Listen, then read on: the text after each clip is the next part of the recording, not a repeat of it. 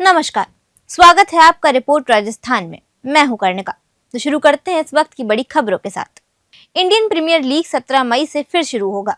BCCI ने IPL का reschedule जारी कर दिया है। 6 वेन्यू पर लीग स्टेज के बचे हुए 13 मैच होंगे। इनमें एक वेन्यू जयपुर का सवाई मानसिंह स्टेडियम भी है।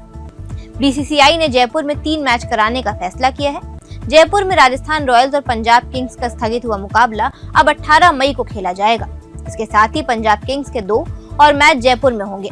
पंजाब किंग्स जयपुर में 24 मई को दिल्ली कैपिटल्स और 26 मई को मुंबई इंडियंस से भिड़ेगी।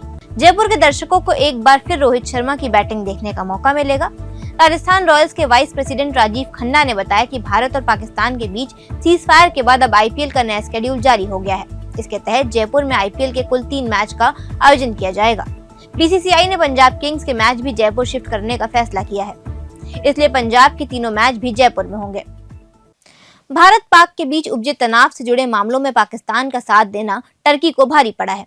उदयपुर मार्बल प्रोसेसर समिति की बैठक में उद्यमियों ने बड़ा निर्णय लिया है। उदयपुर मार्बल प्रोसेसर समिति की बैठक में स्वेच्छा से टर्की से व्यापारिक रिश्ते तोड़ दिए गए हैं। उदयपुर के मार्बल उद्यमी टर्की से मार्बल का आयात नहीं करेंगे। जिले के 50 से अधिक उद्यमी टर्की से व्यापार करते हैं। सालाना करीब 5,000 करोड़ रुपए का व्यापार होता है। पीएम मोदी को पत्र लिखकर निर्णय से अवगत कराया गया है। उद्यमी बोले कि भविष्य में भी राष्ट्रहित सर्वोपरि रहेगा। जयपुर के नाहरगढ़ बायोलॉजिकल पार्क से एक दुखद खबर सामने आई है। शेरनी तारा के 2 नवजात शावकों में से एक की मौत हो गई है। 6 मई को शेरनी तारा ने दूसरी बार 2 शावकों को जन्म दिया था, लेकिन जन्म के बाद से ही एक शावक की हालत गंभीर बनी हुई थी। शेरनी तारा ने दोनों शावकों को जन्म के बाद दूध नहीं पिलाया, जिससे उनका स्वास्थ्य और अधिक बिगड़ गया। शेरनी के इस असामान्य व्यवहार को देखते हुए पार्क प्रशासन ने दोनों शावकों को तुरंत रेस्क्यू सेंटर के न्यूनेटल केयर यूनिट में शिफ्ट किया, जहां डॉक्टर अरविंद माथुर और उनकी विशेष टीम ने उनकी देखभाल करी। हालांकि तमाम कोशिशों के बावजूद एक शावक को बचाया नहीं जा सका। फिलहाल दूसरा शावक चिकित्सकों की निगरानी में है और उसकी स्थिति स्थिर बताई जा रही है। गौरतलब है कि शेरनी तारा का जोड़ा एशियाटिक लॉयन शक्ति के साथ बनाया गया था। वन्य जीव प्रेमियों और पार्क प्रशासन के लिए घटना बेहद दुखद है। केंद्रीय माध्यमिक शिक्षा बोर्ड ने 12वीं कक्षा का रिजल्ट घोषित कर दिया है। अजमेर रीजन, जिसमें राजस्थान और गुजरात शामिल है, वहां करीब 1.25 लाख विद्यार्थियों ने परीक्षा दी थी। बोर्ड की परीक्षाएं 15 फरवरी से 4 अप्रैल 2025 तक आयोजित की गई थी। रिजल्ट घोषित होते ही विद्यार्थियों और अभिभावकों में उत्साह का माहौल है। कई छात्र छात्राएं शानदार प्रदर्शन कर टॉपर्स की सूची में शामिल हुए हैं। इस बार अजमेर रीजन का रिजल्ट 90.40 रहा है। इस साल बोर्ड ने रिजल्ट प्रक्रिया से असंतुष्ट विद्यार्थियों के लिए री इवैल्यूएशन व्यवस्था में महत्वपूर्ण बदलाव किए हैं। अब विद्यार्थी पहले उत्तरी पुस्तिका की फोटोकॉपी प्राप्त कर सकेंगे, जिससे उन्हें दिए गए अंकों, टिप्पणियों और संभावित त्रुटियों को समझने का अवसर मिलेगा। छत्रपति संभाजी महाराज की अश्वरूढ़ प्रतिमा के साथ भव्य शोभा यात्रा जयपुर स्थित राजभवन पहुंची। इस अवसर पर राज्यपाल हरिभाऊ बागड़े ने शोभा यात्रा का आत्मीय स्वागत किया और प्रतिमा का माल्यार्पण कर पुष्प अर्पित किए। यह शोभा यात्रा नासिक से प्रारंभ हुई थी और दिल्ली होते हुए जयपुर पहुंची है।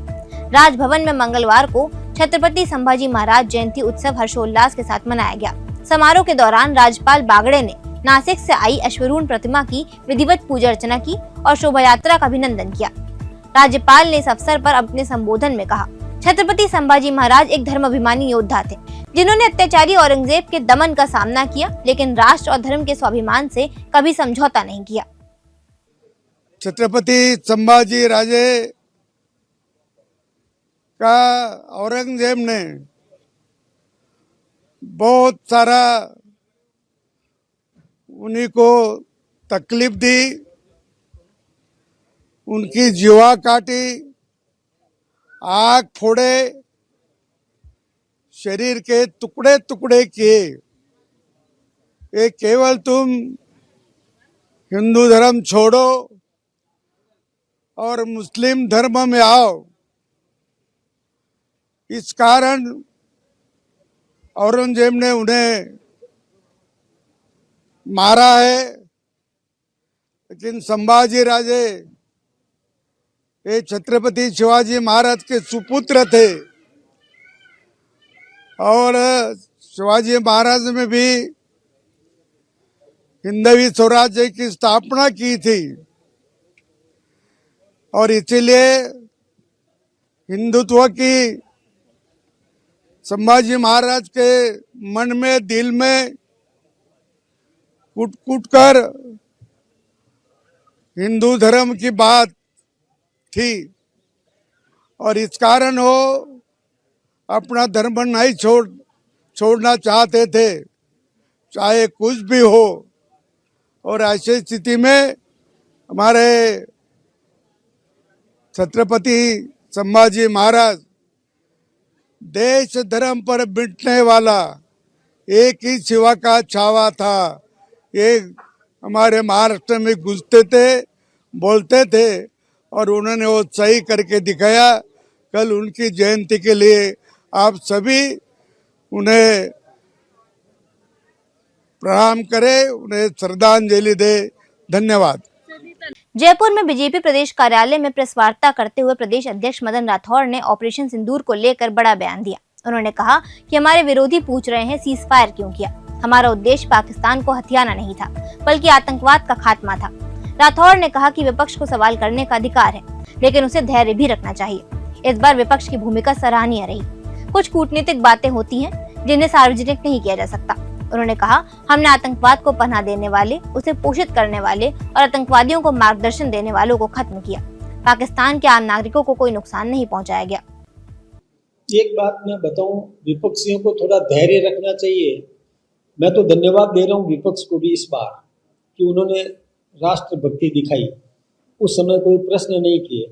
प्रश्न करने का उनको अधिकार है और ये जानने का अधिकार भी है और वो पता चल भी रहा है, चल भी जाएगा। इसलिए यहाँ तक तो कोई चिंता की बात नहीं है, लेकिन केवल मात्र आलोचना करना ये ठीक नहीं है। सभी जानते हैं कि किस प्रकार, किस समय कौन सा निर्णय ठीक रहता है, देश हित में कौन रहता है। एक बात और बताना चाहूँगा, कई कूटनीतिक बातों का और पर्दाफाश नहीं होता। एक 1942 में एक घटना हुई थी कि जर्मनी की एक पनडुब्बी, उसके बारे में चर्चा चली कि उसको समाप्त कर दिया। वहाँ की संसद में कहा कि हमने समाप्त नहीं किया, सुरक्षित पड़ा है। तो सांसदों ने दबाव डाला, कहाँ पड़ा है, झूठ बोलते हो, बताइए कहाँ पड़ा है। बहुत ज्यादा दबाव डाला तो उसने बता दिया, इधर संसद में बोला और दूसरे क्षण उसको नष्ट कर दी। तो ऐसी गलती भी हमको नहीं करनी। जयपुर में मुख्यमंत्री भजनलाल शर्मा ने मुख्यमंत्री कार्यालय में rising Rajasthan global investment summit के तहत हुए निवेश समझौते की समीक्षा के लिए बैठक आयोजित की। विशेष रूप से पवन और हाइब्रिड ऊर्जा परियोजनाओं से संबंधित निवेशकों के क्रियान्वयन पर चर्चा की गई। बैठक में मुख्य सचिव सुधांशु पंत, मुख्यमंत्री के अतिरिक्त मुख्य सचिव शिखर अग्रवाल, वित्त विभाग के एसीएस अखिल अरोड़ा सहित अन्य वरिष्ठ अधिकारी उपस्थित रहे। गौरतलब है कि दिसंबर 2024 में आयोजित राइजिंग राजस्थान समिट के दौरान विभिन्न क्षेत्रों में लगभग 37 लाख करोड़ रुपए के निवेश समझौते हुए थे। इनमें से करीब 3 लाख करोड़ रुपए की परियोजनाओं की ग्राउंड ब्रेकिंग भी हो चुकी है। जी, मेरा नाम राधेश्याम गोयल है। मैं इन्फिनिटी ग्लोबल से हूँ। इन्फिनिटी ग्लोबल एक रिन्यूएबल एनर्जी कंपनी है। इन्फिनिटी ग्लोबल ने राइजिंग राजस्थान में 5,000 करोड़ का एमओयू साइन किया गवर्नमेंट के साथ और यहाँ पे 5,000 करोड़ का इन्वेस्टमेंट करने का संकल्प किया है। सो इसके तहत हमने 2 जगह प्रोजेक्ट कर रहे हैं, एक जैसलमेर में कर रहे हैं और एक हम लोग जोधपुर में कर रहे हैं।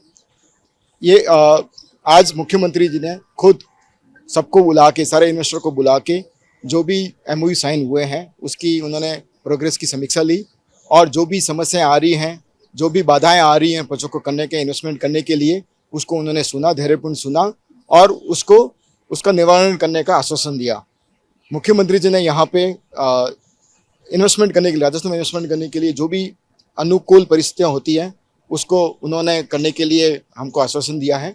और एज ए इन्फिनिटी ग्लोबल हम बहुत खुश हैं कि हम लोग राजस्थान में इन्वेस्टमेंट कर रहे हैं और यहाँ पे हम प्रोजेक्ट लगाएंगे और से ज़्यादा इन्वेस्टमेंट करेंगे। तो मैं मुख्यमंत्री जी का आभार व्यक्त करता हूँ, उनके सारे ऑफिसर्स का आभार व्यक्त करता हूँ कि हमको ऐसे ही वो सहयोग करते रहें और इन्वेस्टमेंट हम लाएंगे इस राज्य में और राज्य के विकास में हम लोग अपना भूमिका योगदान देंगे और इसको अपना भूमिका में अपना योगदान देंगे। Thank you so much. मैं रवि वर्मा अवादा ग्रुप से हूं।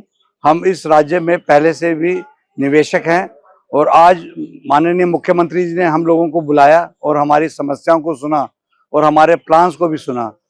तो आज इस देख के हमें बहुत आश्वस्त हुए कि हमने जो भी अपना निर्णय किया था, 1 लाख करोड़ का एमओयू साइन किया था और इसमें राज्य में निवेश का हमने जो नए संकल्प किए थे वो हम पूरा करने के लिए बहुत तीव्र गति से काम कर रहे हैं और हमको प्रशासन का, मुख्यमंत्री जी ने पूरा सहयोग देने का वादा किया है और जो भी हमारी समस्याएं हैं उसका जल्द से जल्द समाधान किया जाएगा। जैसे कि गवर्नमेंट लैंड को देना है, कनेक्टिविटी को लेके है, जमीन को जल्दी से जल्दी अधिग्रहण कर दिया जाए। तो ये इस टाइप की जो भी छोटी मोटी समस्याएं आ रही हैं उसके लिए उन्होंने हमें पूरा आश्वस्त किया और अधिकारियों को निर्देश भी दिया कि जितने भी निवेशक हैं सबके समस्या का समाधान समयबद्ध में किया जाए और हम लोग भी जितने भी निवेशक हैं वो हम भी एक टाइम पीरियड में प्रोजेक्ट को पूरा करें। डूंगरपुर शहर के घाटी क्षेत्र स्थित मोहल्ला चमनपुरा वार्ड नंबर 12 की गली में सीवरेज पाइपलाइन बिछाने के बाद सड़क की मरम्मत नहीं होने से मोहल्ले वासियों को भारी परेशानियों का सामना करना पड़ रहा है। हाल ही में हुई बारिश के बाद सड़क पर जगह जगह गहरे गड्ढे बन गए हैं, जिससे दोपहिया वाहन चालकों का संतुलन बिगड़ रहा है और लोग रोजाना गिरकर घायल हो रहे हैं। स्थानीय निवासियों का कहना है कि सीवरेज विभाग के कर्मचारियों ने आश्वासन दिया था कि कार्य पूरा होते ही सड़क पर सीमेंट से मरम्मत कर दी जाएगी, लेकिन कई सप्ताह बीत जाने के बावजूद सड़क की मरम्मत शुरू नहीं हुई है। गड्ढों में बारिश का पानी भरने से बदबू और मच्छरों की भरमार हो गई है, जिससे बीमारियों का खतरा बढ़ गया है।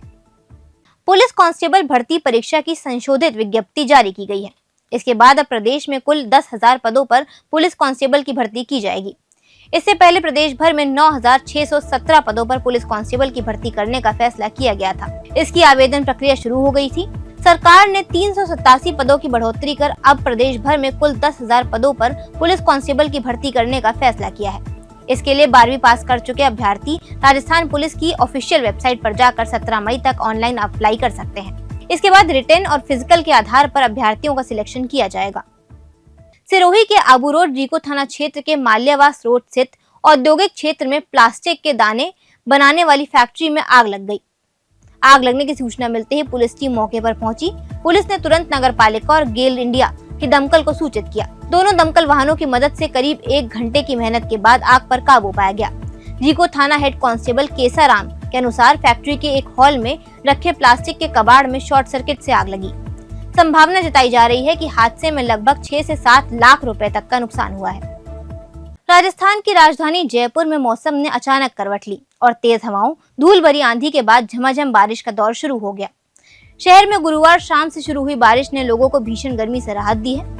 सहकार मार्ग, टोंक रोड, लाल कोठी, गांधीनगर, वैशाली नगर और 200 फीट बाईपास जैसे इलाकों में बारिश देर शाम तक जारी रही। ठंडी हवाओं के कारण तापमान में भी गिरावट आई है, जिससे लोगों ने राहत की सांस ली है। बारिश शुरू होने से पहले शहर में धूल भरी आंधी का दौर चला, जिसने इलाकों को कुछ समय के लिए धूलमय बना दिया। इसके बाद जैसे ही बादलों ने शहर को घेरा, जोरदार बारिश शुरू हो गई। इस वक्त के लिए फिलहाल इतना ही। देखते रहिए रिपोर्ट राजस्थान।